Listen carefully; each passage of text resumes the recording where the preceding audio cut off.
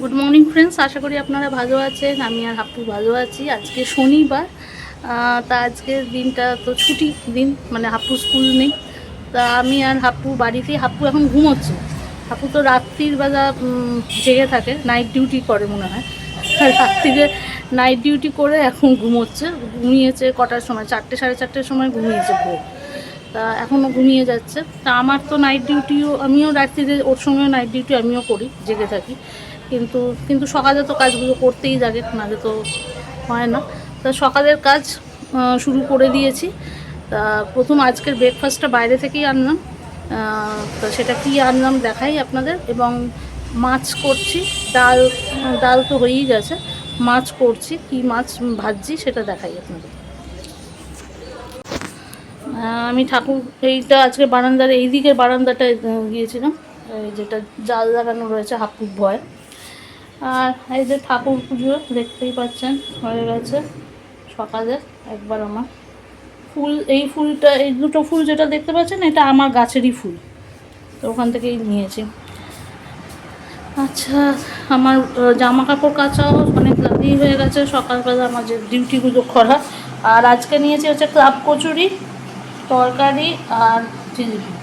আমাদের বাড়ির সামনে একটা মানে একটা দোকান খুলেছে, সেই দোকানেই শুরু করেছে। আর এইখানে মাছ ভাজা চলছে।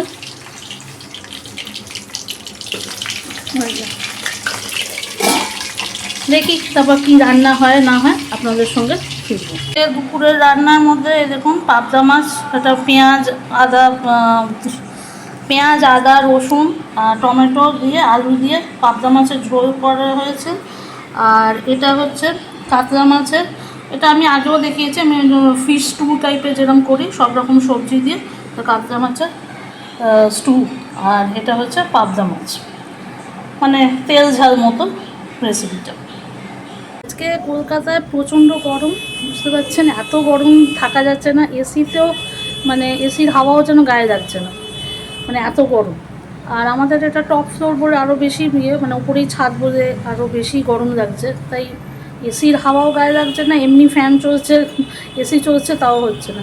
আমি একটু বারান্দায় এখানে দাঁড়িয়েছিলাম, তা এখানেও দেখলাম বাইরে কোনো হাওয়াও নেই সেরকম, মানে যে এমনি যেটা হাওয়া যে সন্ধ্যেবেলা একটু দেয় সেইরকম কিছুই নেই, বাতাস টাতাস কিছুই নেই।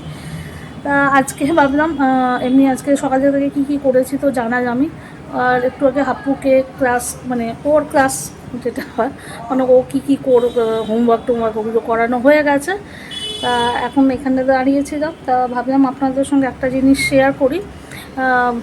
2019-এ 27 ডিসেম্বর তখন আমি একটা ইনস্টিটিউটে পড়াতাম শিলিগুড়িতে, আমি নামটা আর এখানে বলছি না। তা ওই ইনস্টিটিউটে পড়াতাম। তা সেই দিনকে সকাল থেকে প্রচণ্ড বৃষ্টি শুরু হয়। প্রথমে এমনি বৃষ্টি হয়, তারপরে একদম শিলা বৃষ্টি যেটা বলি সেইটা শুরু হয়ে যায়। এমন বৃষ্টি, মানে এত শিলাবৃষ্টি হয়েছিল, মানে এত শিল পড়া তো আমরা জানি গোল গোল গোল গোল করে হয়, কিন্তু শিল ওইভাবে পড়েনি, এমন যেন বরফে ছেয়ে গিয়েছিল পুরো শিলগুলো।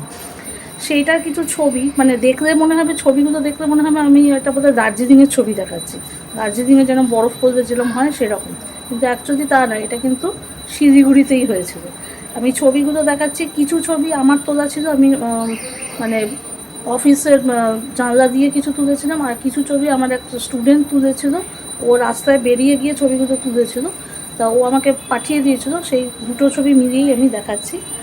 আর যেখানে পড়াতাম ওদের কিছু স্টুডেন্টের সঙ্গে আমার একটা ছবি আছে, অনেক ছবি আছে, তা একটা ছবি আমি দিলাম, আশা করি আপনাদের ভালো লাগবে। তো আজকের মতো এতটাই, ছবিটা দেখে এনজয় করুন।